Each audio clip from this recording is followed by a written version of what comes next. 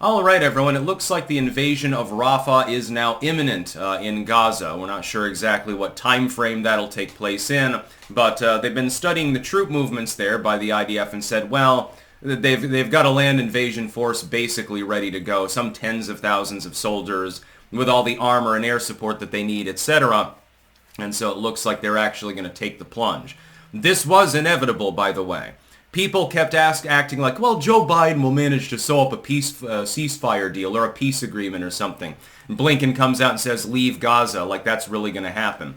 It was inevitable the second that Netanyahu came out and told the world, the Israeli people, the U.S. public, and everybody else, we're going into Rafah.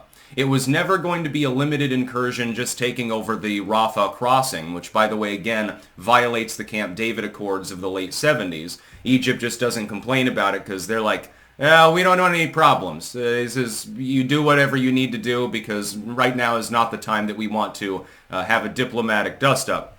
They've been trying to secure a ceasefire. The one that Hamas agreed to was brokered in part by Egypt. Israel said, no, we're invading Rafah. Netanyahu's told you half a dozen times. People were still pretending Biden will solve the problem. The Egyptians will solve the problem. In that part of the world, people need to understand this, and the Biden admin doesn't. That's the big problem. That's why this is happening.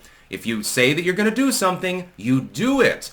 You may be able to finagle your way around fully committing, but you do need to commit. So Israel will march into Rafah, guns blazing. They'll kill a bunch of Hamas members. There will be civilian casualties. 300,000 people have already evacuated, including the 100,000 originally evacuated by the IDF itself. So those people are now in refugee camps, and there are problems there too. There have been Hamas attacks from those as well. Israel cannot destroy Hamas completely, not without glassing all of Gaza, which has already been ruled out. Even Netanyahu, there was that one minister there who said, well, we could use battlefield nukes there. It's not off the table. And Netanyahu very quickly canned him. You remember that a couple of months ago. That was a diplomatic disaster waiting to happen. And of course, Israel does have battlefield nukes, so they do have the capability. It's good that Netanyahu said, well, I like killing people. I don't think that I need to deploy nukes because that might not look good on an international stage. We might end up embargoed, and the U.S. Navy might literally draw up on our shore and say, no, you've gone too far. We can't brook this anymore. So we're sorry, but we have to throw you to the wolves at the UN at this point because we just can't support you anymore. The pausing of weapons shipments, by the way, by the Biden administration, you think that Israel gives a fucking damn about that?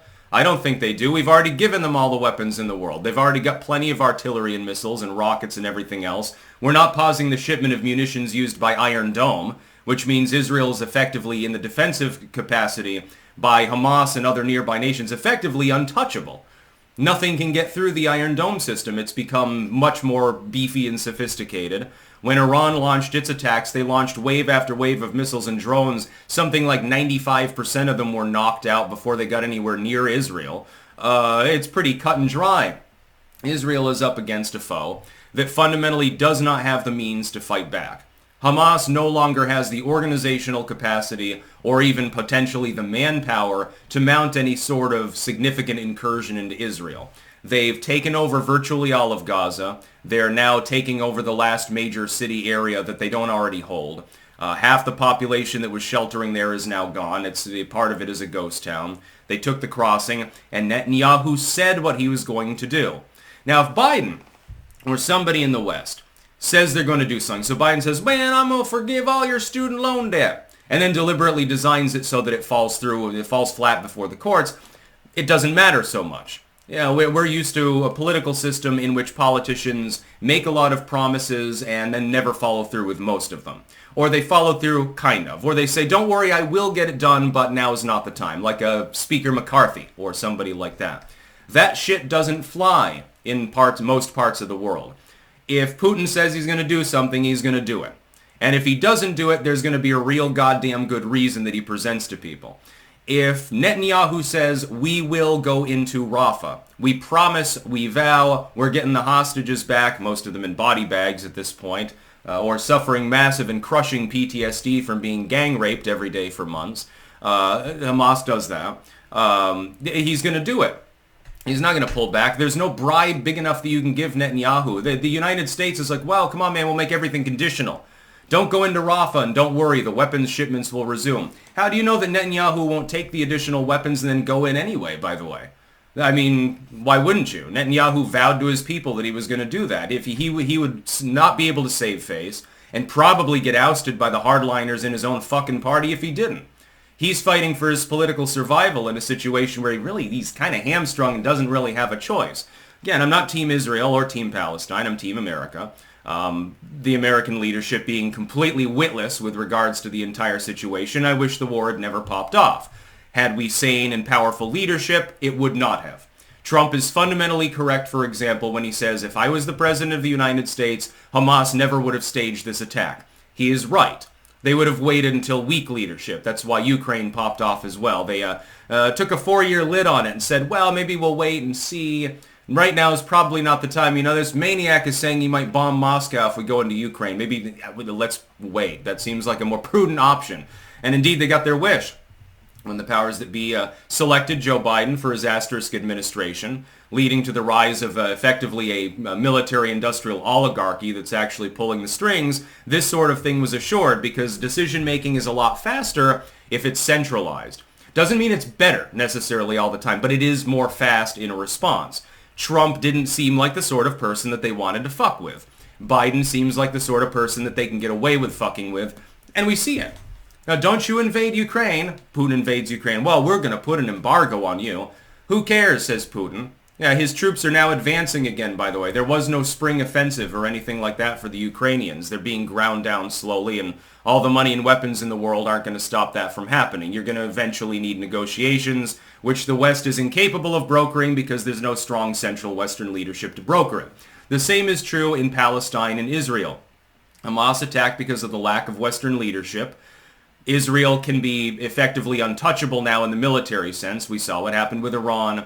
We saw what happened with the munitions fired from Palestine, actually, while they were doing the paraglider thing. The troops managed to penetrate into Israel. The rockets and missiles and shit, by and large, failed because Iron Dome is so sophisticated. Netanyahu was then forced to respond, and a measured response was not going to cut it. Not because of the size of the incursion and the fact that so many hostages were taken. Only an all-out war being declared could possibly take care of the situation. Now we're in this weird boondoggle where there's no clear way to step back until Western leadership is restored and capable of forcing negotiation. And what form that takes is anyone's guess in a Trump administration. He's going to have to solve problems that have already metastasized into a regional conflict. The Houthis are involved. Iran is kind of sort of a little bit involved. Okay, Hezbollah is sort of involved. And other groups as well. Oh, but boy, I don't envy Donald Trump, by the way. I mean, I'm glad that he wants to be reelected. I'll vote for him. I expect him to do far better than Biden. But by God, just the foreign problems alone that he's going to have to deal with is going to take up a year of his presidency at a minimum. You got Korea, you've got Guyana, you've got ECOWAS, you've got Israel, Gaza, you've got Ukraine. All hell has broken loose. Anything that can go wrong has gone wrong over the last 3 years. So I don't envy him his position. It must be lonely being the president of the United States. It's a very, very exclusive club. There haven't been that many of them. And the ones that are still alive don't want to talk to Orange Man. They'll buddy it up with Biden on the Coke yacht with Mitch McConnell or something. That's inevitable. It's the deep breath before the plunge right now. Israel has already drawn up the forces. They're already there. They've already got the crossing. They've already surrounded Rafah, effectively. You expect them to just sit there twiddling their thumbs? That's not what Netanyahu is aiming for, and all the red lines and weapon shipments withholdings in the world isn't going to stop that. I suspect that they'll, in short order, push it further into Rafah. That's about all. Peace out.